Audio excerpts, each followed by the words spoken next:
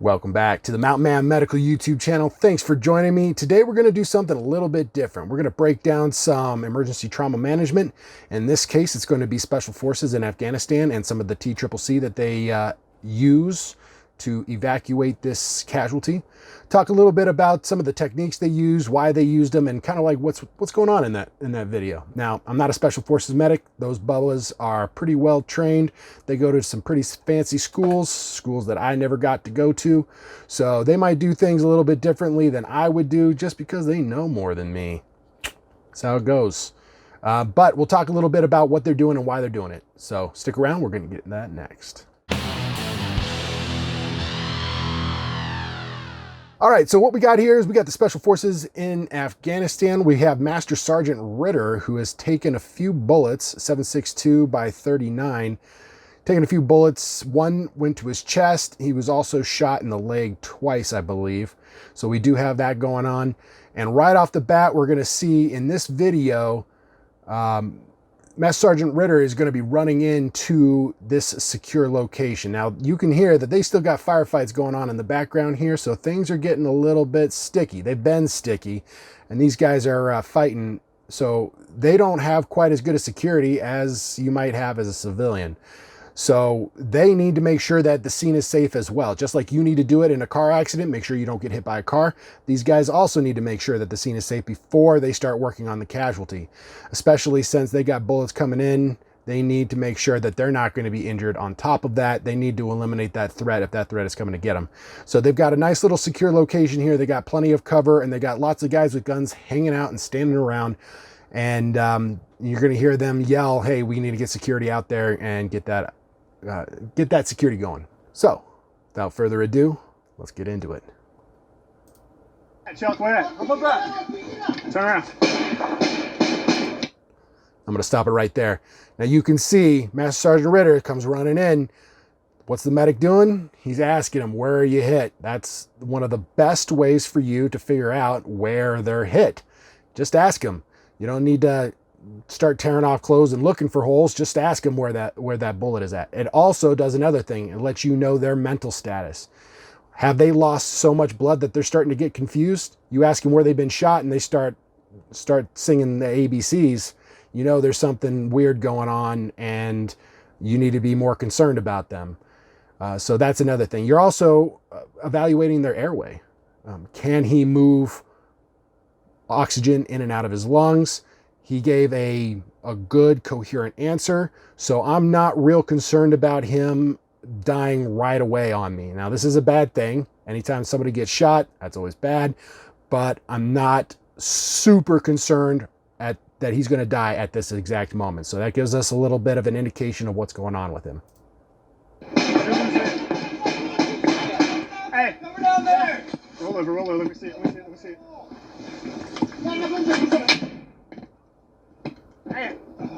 Hey, get fucking security out. And there he goes, telling them to get that security out. Not sure why those guys weren't already doing that. That's a little weird, but hey, he recognized that. As the medic, sometimes you need to be heads up about that kind of stuff. This is your field. This is where your game is. You need to make sure your boys are on top of that. For the most part, they are. They're going to be on top of that, but they might have missed something. They might have forgotten something. Doesn't hurt to let people know. Chuck, Stop high. Hey, Zulu's hit, high chest wound.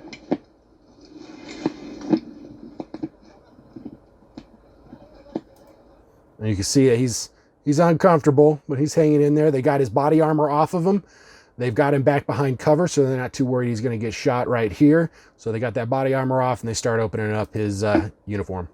And now you see, whoever this is with these scissors, they're starting to cut that open. You'll notice that the medic, he doesn't even bother with the scissors. Watch what he does here. Yeah, that's good stuff right there. So he used that bullet hole. He just gets his fingers into that little bullet hole, tears that right away. That's a great way to get into it and start not have to worry about digging out your shears or doing any of that. Just get your fingers in the hole, rip it open. Put a hand right there. Hey, put a hand right here.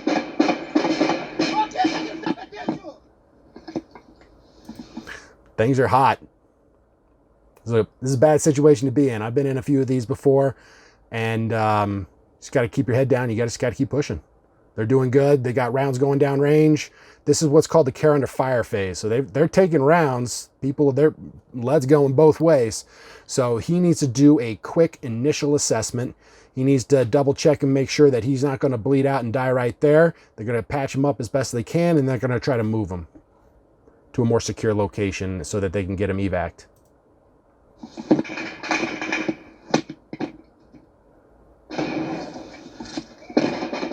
Zulu, Delta, immediate fires and possibly element to our position now. It looks like, I think this is an Afghan national. I think that's helping out our boy here. His mags are upside down. That's a little weird. But you see that he's got his hand clamped down here over that chest injury. That's good.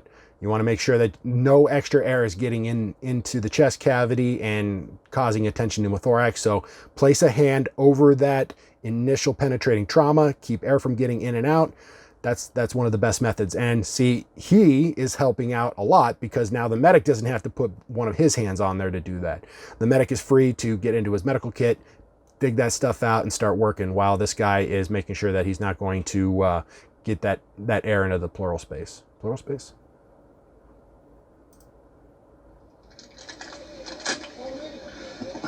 Watch out. Chest seal coming out, tells him to move his hand. There's some pain meds, man. Come on. And if I have to guess, he's probably screwing around with that the backing on that chest seal. He's probably trying to get that off, especially if he's got gloved hands. That's going to be a little bit difficult. Not too bad, Chuck. Not too bad. Does it come out the front? I don't think so. How's your breathing? Can you walk? So he's continuing to talk to him. You never know. Your trauma casualty can start going downhill real quick. So you need to constantly be reevaluating their airway and their mental acuity. You do that by talking to them, asking them questions. Where else are you hit? How's your breathing? In my experience, whenever I've had a casualty that went down like that and it was a really bad trauma scenario and I hit that casualty with morphine, the morphine will, mess with the brain a little bit and you start getting kind of an odd reaction. You start getting some odd answers back.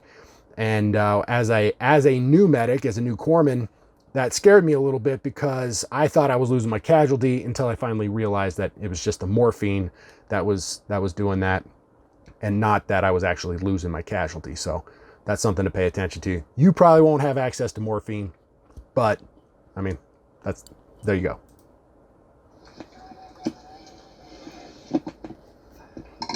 Alpha, Delta. Hey, I need people at my position right now. Zulu is down. He is urgent. It's coming, Chuck. I need you to walk, brother, all right? Yep. Hey, as soon as I hit you with this, we're going to move, Chuck, all right?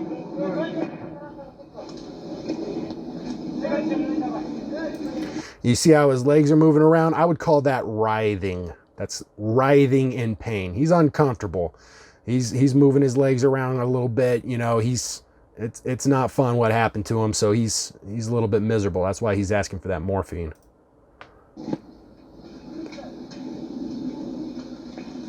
Stand by, all right? Hits him in the lateral aspect of the thigh right there. Just hits him with it, that stirret, and it injects that morphine into his body.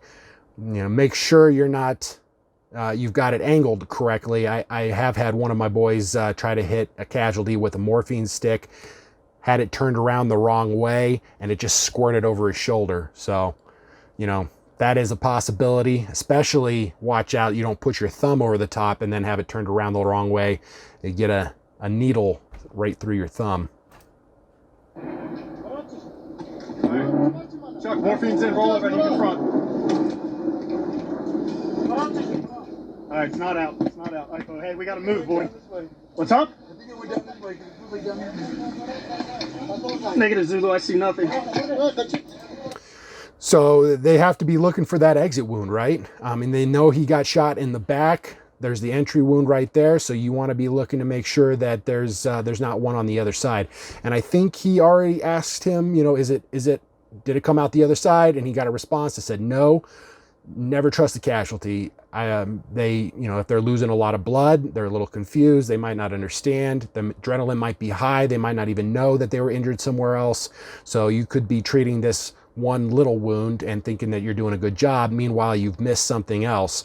Now, this is the care under fire phase. So you got to be quick. You're going to patch up the most obvious holes that you can, make sure that the casualty stays alive, and then you're going to evac to a better location to treat that casualty. So, you know, they're, of course, these are, you know, special forces medics. They know what they're doing. So that's what's going on here. All right. Hey, can you get up, Chuck? All right, man. We need to move, boss. Got to get you back. Hey, commandos, we got to move back.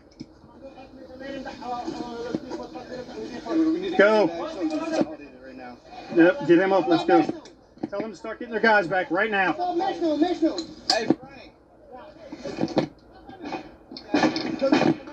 Chuck, you with me? Okay. Alpha, Delta.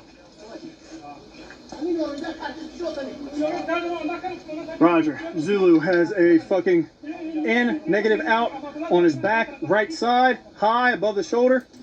In, negative out, no exit wound. Morphine on board. Chest seal completed. We're getting ready to try to move back your direction. I don't see any other blood, Chuck. So he's getting word from his casualty that he's been shot a couple extra times in his leg. The medic is telling him, hey, I don't see blood. So this is the care under fire phase. So he's not quite so concerned with that he might have been shot in the leg. In fact, he was shot 2 more times. But not seeing any blood, there's no blood soaking through his BDUs there. So there's a good chance it's not a life-threatening bleed. So those should be able to sit for a little bit. But you definitely need to strip this guy down and take a look at everything before I would be happy with the care that I've rendered him.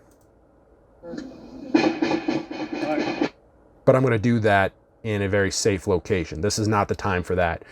You want to stop the most life-threatening bleeds. If he came across another big bleed on the leg, like his pants are filling up with blood or something like that, then you need to hop on that right away and just pay attention to that. But he definitely needs to get taken care of pretty quick here. Let's go. Get up. Let's go, Zoo. We're moving, boy. Hey, we're moving. Hey, tell them we got to move back, and then we're coming back. Give my gun. Give my gun. Chuck, here's your gun. You got a mag for me? Yeah. Hold up. Do you hear that? The ANA guy is stepping up. He's doing his part. You know, he's trying to help out as best he can, but he starts to move in and take that rifle. And the medic says, no, he's going to carry that. So he's going to give that rifle back to Master Sergeant Ritter. Master Sergeant Ritter is going to walk out on his own with his own rifle. That's a big deal. I think if it was me and I was in that Master Sergeant's position, you know, I would feel good about having my rifle in my hand. It means I'm still in the fight. I haven't checked out yet. Like, I'm still up. I'm still ready to go. He's taking it. Yep, here you go. Here's your gun. Let's go. We got to move. Hey, we're going to need fire on the alley. Hey, we need gunfire down that alley. Tell him we're going to come back. Hey.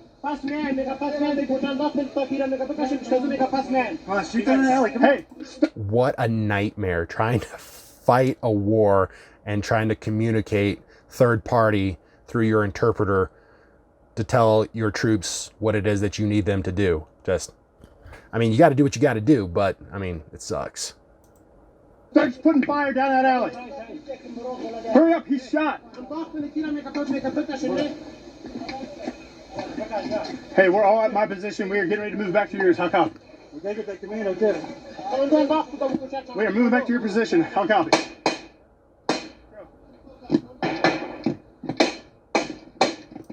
Look at where these guys are fighting. This is not a fun place to be fighting. You got these... Look at these long alleys. You have somebody that pops out from anywhere and just starts hosing down this entire alley. You have nowhere to go. There's no cover. You're stuck. You're not going over these walls, at least not very fast. So this is a bad place to be. You want to be out of this area as fast as possible. Commando! Go, Chuck, come on.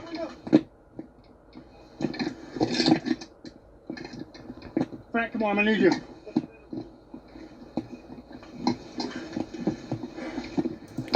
Now, they didn't give Master Sergeant Ritter his body armor back. I think if it were me, I would try to put his body armor back on him, especially if we're pushing out this way. Master Sergeant Ritter's already got his rifle with him.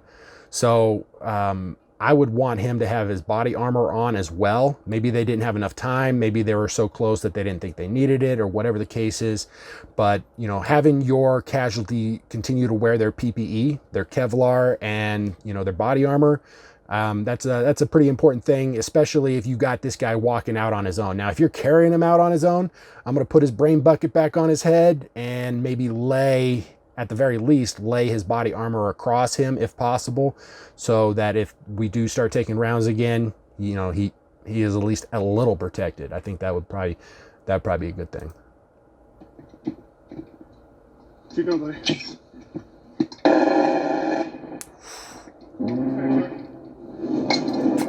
I've heard that before. Now, I'm not an airplane expert, but that sounds like an A-10 Warthog to me. If you are an expert in airplanes and you know, let me know down in the comments if I'm right or wrong. But that sounds like an A-10 Warthog doing some gun runs. That's pretty dope.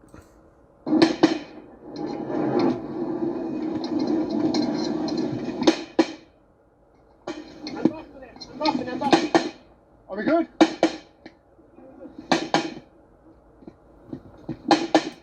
And this sounds like covering fire to me. You know, they're not really shooting at anything. They're just kind of firing off rounds at random places, trying to keep heads down while these guys are pushing through, if I had to guess.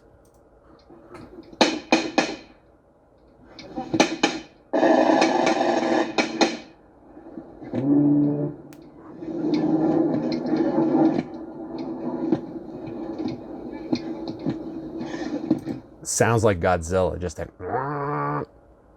Sounds like Godzilla.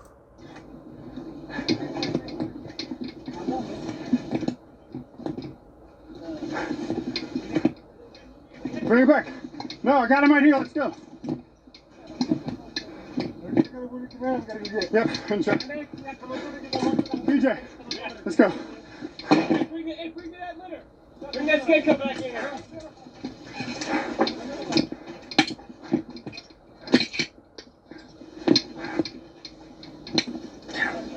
Alpha, we're back in. Chuck, over here.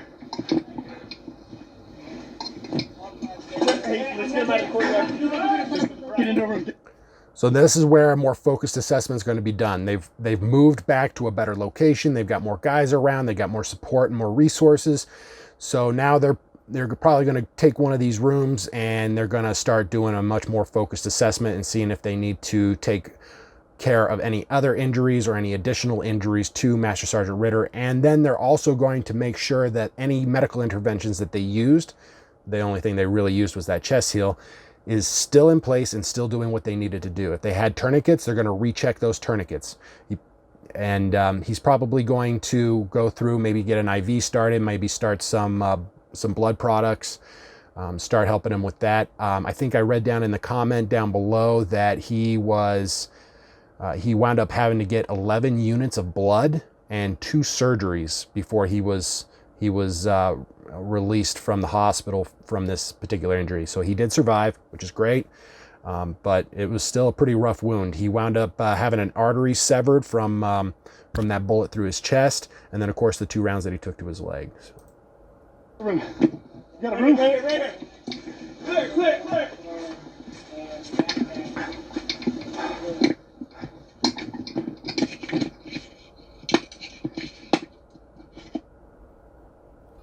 And that's it. And that's the video. That's an interesting situation. The guys did really good. Master Sergeant Ritter was able to walk out on his own, which is a baller move. But it's expected in that particular instance. You don't want to, I mean, it's going to take like what, at least 2 guys to carry him out on some sort of stretcher. That's less guns in the fight, less people doing what they're supposed to be doing. So you want to have as many fingers on triggers as possible and putting lead down towards the bad guys. So if Master Sergeant could walk out on his own, we let him. And we let him go. And he didn't have to go too far, which is great. They had a nice little safe spot that they could get to a little more quickly. But that's how that stuff goes. That's a chest seal, and that's how you use it. Thanks for hanging out, guys. If you want to see this video on your own, you can head over to the North American Rescue YouTube channel. That's where I found this one. You can go and take a look at that and watch it all on your own. But besides that, guys, that's all I got for you. If you want, go ahead and head over to mountainmanmedical.com and get yourself a Yellowstone or a Sweetwater medical kit and be ready for whatever the mountain throws at you. Also, don't forget, we have training available on mountainmanmedical.com. You can get it for free. I and concealedcarry.com, we collaborated together and we came up with a pretty decent little training program. So if there's something that you want to know more about chest seals and how to use them, head over to mountainmanmedical.com and see what those are and how to use it. There's a lot of other good stuff on there about how to, put on tourniquets and wound packing and just about anything else that you can think of. If you haven't had all of your questions answered to satisfaction, feel free to drop it in a comment down below and I will get around to it. If I don't know the answer, I'll try to find it for you. That's all I got for you guys. Thank you for joining me, and I'll see you in the next one.